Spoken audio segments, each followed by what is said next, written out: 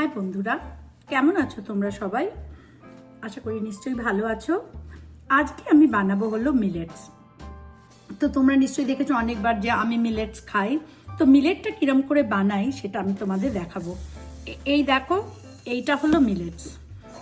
This is the millets. এটা একটা grains, আমি জানি। তো এটা বিভিন্ন রকমের হয়, জোয়ার হয়, বাজরার হয়, রাগির হয়। এটা হলো বার্নিয়ার্ড মিলেট। তো আমি বার্নিয়ার্ড মিলেট নিয়েছি।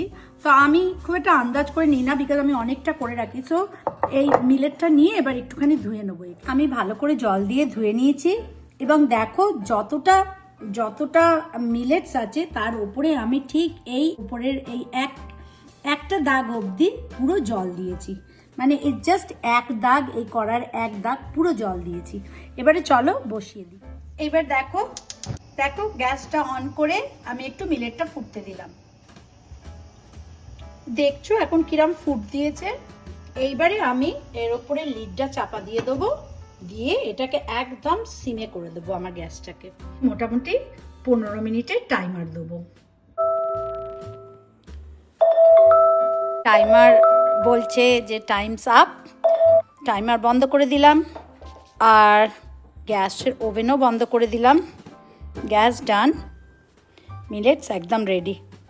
আমি তোমাদের একবার খুলে দেখাই। এখন খোলার দরকার ছিল না, বাট আমি তোমাদের খুলে দেখিয়ে দিচ্ছি। এরম ফুলে উঠে জলটা টেনে নিয়ে সুন্দরভাবে হয়ে গেছে। তোমাদের একটু তুলে দেখাই কিরম হলো। এই দেখো, রাইসের মতো নাইস অ্যান্ড ফ্লাপি হয়। আমার তো খুবই ভালো লাগে।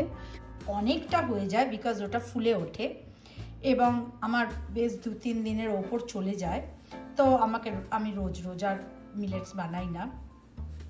এইরকম তোমরা বানিয়েও রেখে দিতে পারো। শুধু মাইক্রোওয়েভে একটু গরম করে তার সাথে খাবে, যা মাছ খাবে, মাংস খাবে, তার সাথেও খেতে পারো। আশা করি তোমাদের রেসিপিটা ভালো লাগলো। শিখলে কিরমভাবে মিলেট বানাতে হয়। মিলেটের রেসিপিটা তোমাদের সাথে শেয়ার করলাম। আশা করি এটা দেখে তোমাদের মিলেটস বানাতে অনেকটা সুবিধে হবে। তোমরা বাড়িতে ট্রাই করো। চলো আবার অন্য কিছু নতুন রেসিপি নিয়ে তোমাদের কাছে চলে আসবো। ততক্ষণের জন্য তোমরা সবাই ভালো থেকো। Bye for now.